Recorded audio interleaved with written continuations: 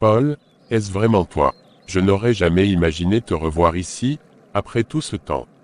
Père Gabriel, je ne sais pas si j'ai encore le droit d'être ici. J'ai tellement erré, tellement péché. Est-ce qu'il y a encore une place pour moi dans cette communauté? Mon cher Paul, il y a toujours une place pour celui qui cherche à revenir à Dieu. Peu importe les erreurs du passé, ce qui compte, c'est le désir de rédemption et de renouer avec la foi. Tu es le bienvenu ici, aujourd'hui et toujours. Comment vais-je faire pour tenir jusqu'à la fin du mois? Et les enfants, que vais-je leur dire? C'est pas juste, maman. Pourquoi ça devait nous arriver? Pourquoi papa est parti et nous a laissés seuls? Je sais, mon chéri. C'est dur pour nous tous. Non, tu ne comprends pas. C'est pas seulement dur, c'est injuste. Pourquoi Dieu a pris papa? Qu'est-ce qu'on a fait pour mériter ça? Je comprends ta colère, Lucas. Mais, parfois, il n'y a pas de réponse. Nous devons simplement continuer, pour Clara, pour toi, pour nous. Dieu n'existe pas, maman. S'il existait, il ne nous aurait pas laissés seuls comme ça. Peut-être que Dieu nous a laissés, mais moi, je suis là. Et je vais tout faire pour qu'on s'en sorte, Lucas. Je te le promets. Je veux juste que tout redevienne comme avant. Moi aussi, Lucas. Moi aussi. Bonjour, docteur Sophie. Je suis Elisabeth, je vis ici depuis toujours. Je voulais passer vous souhaiter la bienvenue parmi nous. Bonjour, Elisabeth. C'est très gentil de votre part. Je suis ravie de faire votre connaissance. Je vois que vous êtes déjà bien installé. Vous savez, ce village est petit, mais les gens ici sont comme une grande famille. Nous sommes tous très proches les uns des autres. C'est ce que j'ai entendu dire. Je suis impatiente de rencontrer tout le monde et de commencer à travailler ici. Et puis, il y a quelque chose qui nous unit tous ici, c'est notre foi. La plupart des gens dans ce village sont chrétiens, et notre foi est vraiment le ciment de notre communauté. Nous nous réunissons souvent à l'église, non seulement pour prier, mais aussi pour nous soutenir les uns les autres. C'est beau de voir une communauté aussi soudée. La foi peut effectivement être un grand soutien pour beaucoup. Et vous, Sophie, partagez-vous notre foi? Je respecte profondément la foi de chacun, et je suis ici pour prendre soin de la santé de cette communauté. C'est ma priorité. C'est tout ce que nous demandons, docteur. Vous verrez, ici, nous prenons soin les uns des autres, et je suis certaine que vous allez vous intégrer parfaitement. Merci, Elisabeth. Votre accueil me touche beaucoup. Je ferai de mon mieux pour être à la hauteur des attentes de cette communauté. Si jamais vous avez besoin de quoi que ce soit, n'hésitez pas. Nous sommes tous là pour vous. Papa, grand-père, si seulement vous pouviez voir ce que c'est devenu. J'ai essayé, vraiment, mais je ne sais plus quoi faire.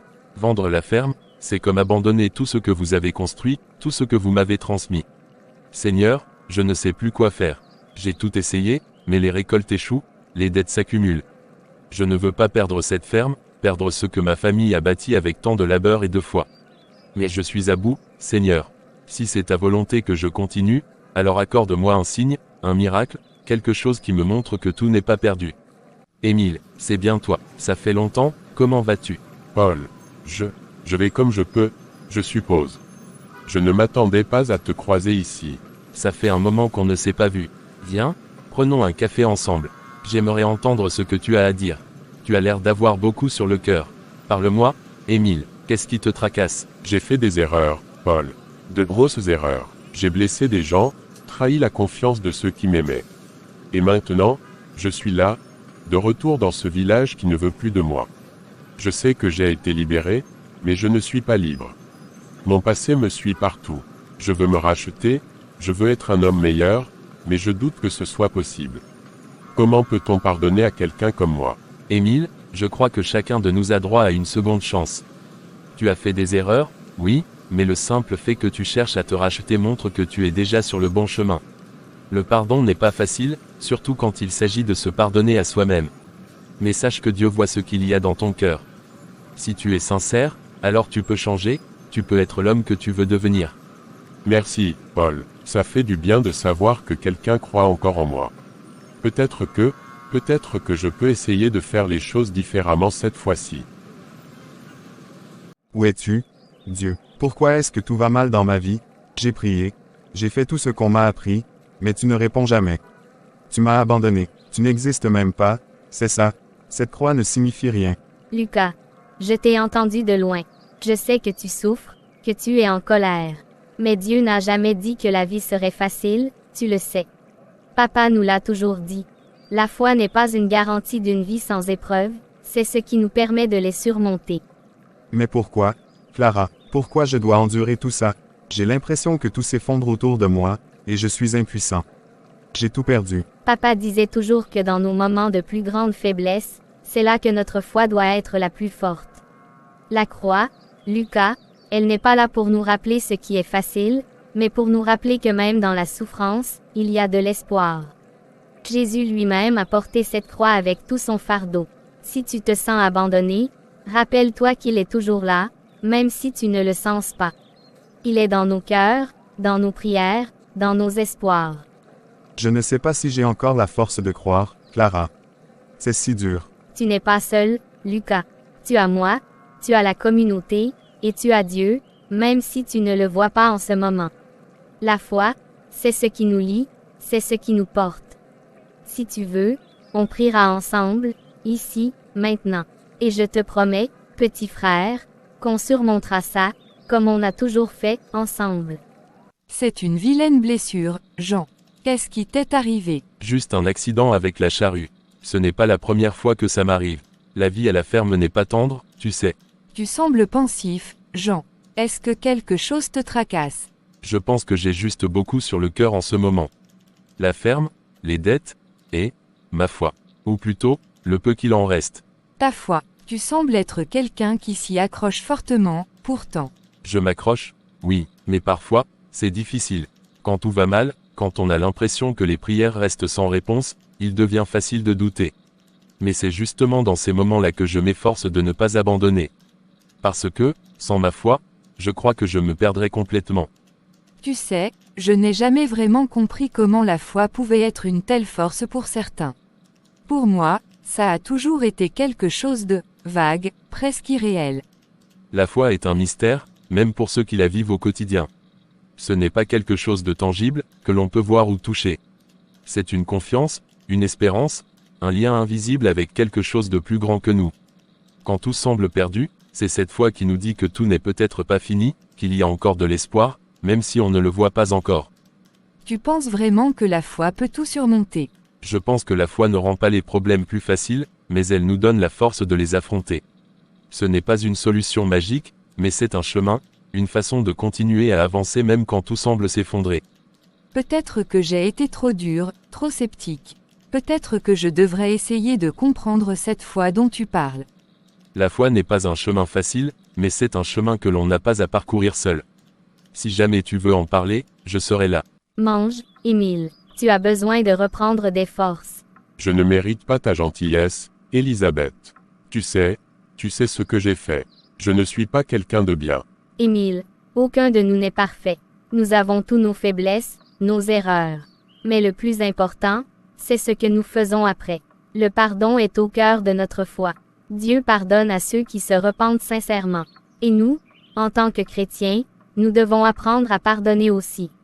Je ne sais pas si je peux être pardonné. J'ai fait trop de mal. Je ne mérite pas le pardon de Dieu, ni celui des autres. Le pardon de Dieu n'est pas quelque chose que l'on mérite, Émile. C'est un don, un acte de grâce. Il est offert à ceux qui cherchent sincèrement à se racheter, à changer leur vie.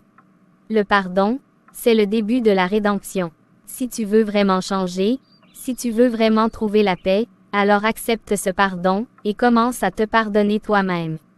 Cette Bible m'a été donnée par ma grand-mère. Elle m'a appris que la foi est une source inépuisable de force et de réconfort. Il y a un passage ici que je relis souvent lorsque je doute ou que je me sens perdu. La route de la rédemption est longue, Émile. Mais elle commence par un simple pas. Accepter que Dieu t'aime et qu'il est prêt à te pardonner, si tu es prêt à te tourner vers lui. Merci, Élisabeth. Je vais essayer.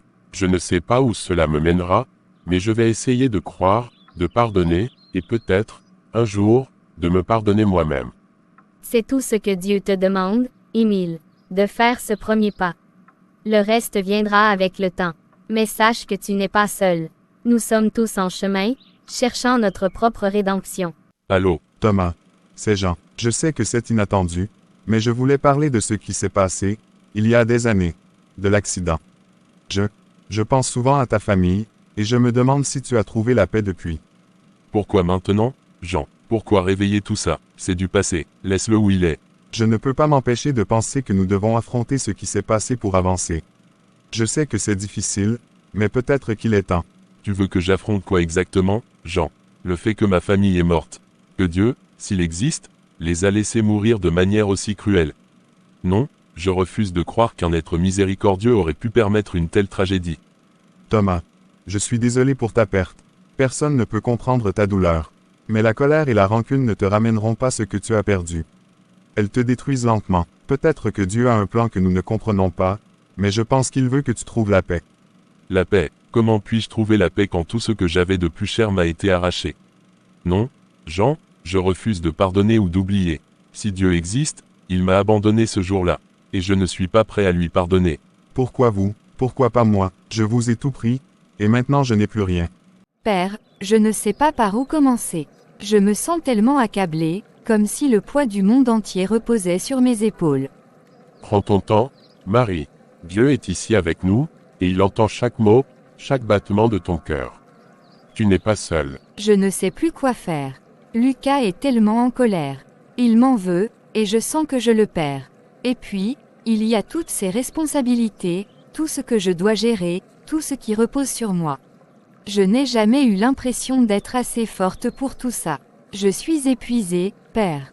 Je me sens si seule, même si je sais que je ne devrais pas. Marie, ta douleur est réelle, et il est normal de te sentir accablée par tout ce que tu traverses. Mais souviens-toi que Dieu ne te laisse jamais seule, même dans les moments les plus sombres. Il est toujours à tes côtés, portant avec toi ce fardeau que tu trouves si lourd. Mais pourquoi est-ce si difficile, Père? Pourquoi est-ce que je ressens cette colère de Lucas, cette pression constante? Pourquoi ne puis-je pas simplement être en paix? La vie est pleine de défis, Marie, et parfois, ces épreuves semblent insurmontables. Lucas traverse aussi une période difficile, et sa colère n'est peut-être qu'une manifestation de sa propre douleur. Mais souviens-toi que l'amour, la foi, et le pardon sont les réponses que Dieu nous offre pour surmonter ces moments. Il te demande seulement de lui faire confiance, de te tourner vers lui quand tout semble perdu. Je veux croire, Père, mais c'est si difficile quand tout s'effondre autour de moi. Comment puis-je garder la foi quand je me sens si abandonnée? La foi n'est pas l'absence de douleur, Marie. C'est la certitude que même dans la douleur, Dieu est avec nous. Il n'abandonne jamais ses enfants, même lorsque tout semble perdu. Parfois, il nous teste, il nous pousse à nos limites pour nous montrer à quel point nous sommes plus forts que nous ne le pensons, avec lui à nos côtés. Merci, Père. J'ai oublié ce que c'était que de simplement parler, de me confier. Vous avez raison, je dois apprendre à faire confiance, à ne pas tout porter seul. Dieu est avec toi, Marie, et il te donnera la force dont tu as besoin pour traverser cette tempête. N'oublie jamais que la lumière du Seigneur brille toujours, même dans les ténèbres les plus profondes. Merci, Seigneur, merci pour ce miracle. Mes amis, aujourd'hui, nous sommes réunis pour remercier Dieu. Cette pluie, ce miracle, est la preuve que notre foi n'a pas été vaine. Je vous invite tous à partager ce repas en signe de gratitude pour cette terre qui continue de nous nourrir. Maman, je suis désolé. Pour tout, pour mon attitude, pour les paroles dures. Je n'ai pas été le fils que tu méritais. Tu es toujours mon fils, Lucas. Rien ne changera cela. Je prie chaque jour pour toi, pour nous. Je suis tellement heureuse que tu sois revenu. Je veux que nous prions ensemble, maman, pour la paix, pour que nos cœurs soient guéris. Seigneur, merci pour ce moment de réconciliation. Merci de nous avoir ramenés ensemble dans la foi. Guéris nos cœurs et guide-nous sur le chemin de l'amour et de la paix. Seigneur, je ne sais pas si tu m'entends encore. Cela fait si longtemps, mais je suis ici, et j'ai besoin de ton aide. Aide-moi à trouver la paix, à comprendre. Sophie, c'est un beau moment pour prier. Je suis heureux de vous voir ici. Père Gabriel, je ne sais même pas quoi dire. Je suis venu ici parce que, tout ce que j'ai vu m'a ému. Mais je ne suis pas sûr de savoir comment prier, ni même si je le mérite. La prière n'est pas une question de mérite, Sophie. C'est une conversation avec Dieu, un moment pour ouvrir son cœur. Vous avez fait le premier pas en venant ici, et cela montre déjà votre désir de vous rapprocher de lui. J'ai été loin de la foi pendant si longtemps. J'ai perdu le chemin, mais ce que j'ai vu, ces miracles, cette paix. J'aimerais pouvoir ressentir cela aussi. La foi est un chemin que nous parcourons tous à notre propre rythme. Ce que vous ressentez est l'appel de Dieu à votre cœur. Il n'est jamais trop tard pour revenir à lui. L'amour de Dieu est inconditionnel, et sa porte est toujours ouverte pour ceux qui cherchent la vérité et la paix. Alors, que dois-je faire maintenant? Continuez de prier, Sophie. Parlez à Dieu comme à un ami proche. Et souvenez-vous que vous n'êtes jamais seul. La communauté de foi est là pour vous soutenir, et l'amour de Dieu vous guide toujours, même dans les moments les plus sombres. Pourquoi? Pourquoi vous? Pourquoi pas moi? Thomas? Cela fait longtemps. Paul, que fais-tu ici? Je suis venu me recueillir, comme je le fais souvent. Mais en te voyant ici, je ne pouvais pas partir sans te parler. Il n'y a plus rien à dire. Ils sont partis, et je suis resté avec cette douleur, cette colère qui ne me quitte jamais. Je sais que c'est difficile, Thomas. La perte, le vide, la colère. Mais je suis ici pour te dire que le pardon est la seule clé pour libérer ton cœur. Pardon. Comment pourrais-je pardonner? Je ne peux pas pardonner à la vie de me les avoir enlevés. Comment pourrais-je me pardonner à moi-même d'avoir survécu alors qu'ils ne l'ont pas fait? Le pardon, Thomas, n'est pas pour les autres. Il est pour toi. Pardonne-toi de ce que tu as ressenti, de ce que tu penses avoir mal fait. Pardonner, ce n'est pas oublier, mais c'est laisser partir cette colère, cette culpabilité qui te ronge. Il ne voudrait pas que tu vives ainsi. J'ai été en colère si longtemps, Paul. Contre Dieu, contre la vie, contre moi-même. Je ne sais pas comment vivre sans cette colère. La colère est un fardeau que tu n'as pas à porter seul. Laisse-la partir, mon ami. Pardonne-toi, pardonne à la vie, et trouve la paix que tu mérites. C'est ce qu'ils auraient voulu pour toi. Je ne sais pas si je peux, mais je veux essayer. Pour eux, pour moi. C'est un bon début, Thomas. Le pardon est un voyage, pas une destination. Et tu n'as pas à le faire seul. Mes frères et sœurs, aujourd'hui, nous parlons du pardon, cette force divine qui peut guérir les cœurs les plus brisés et restaurer les âmes les plus perdues. Le pardon est un acte de foi, un acte d'amour. En pardonnant, nous ouvrons nos cœurs à la lumière de Dieu, qui illumine nos vies et nous guide vers la rédemption. Jésus nous a enseigné que le pardon n'est pas seulement un cadeau que nous offrons aux autres, mais aussi à nous-mêmes. Il est l'acte par lequel nous acceptons l'amour de Dieu dans nos vies. Aujourd'hui, je vous invite tous à ouvrir vos cœurs à cette lumière, à laisser l'amour de Dieu vous transformer, à accepter sa grâce. Si vous ressentez cet appel dans votre cœur, si vous êtes prêt à accepter la lumière du pardon, je vous invite à venir à l'autel, à ouvrir votre cœur à Jésus, et à accepter son amour et sa miséricorde. Bienvenue, mon frère. En acceptant Jésus dans ta vie, tu choisis la voie du pardon et de la paix intérieure. Que Dieu te bénisse et te guide sur ce chemin. Aujourd'hui, Émile a trouvé la lumière du pardon et de la foi. Que cet acte de foi inspire chacun d'entre nous à pardonner, à aimer, et à accepter la rédemption que Dieu nous offre. Amazing Grace, how sweet the sound.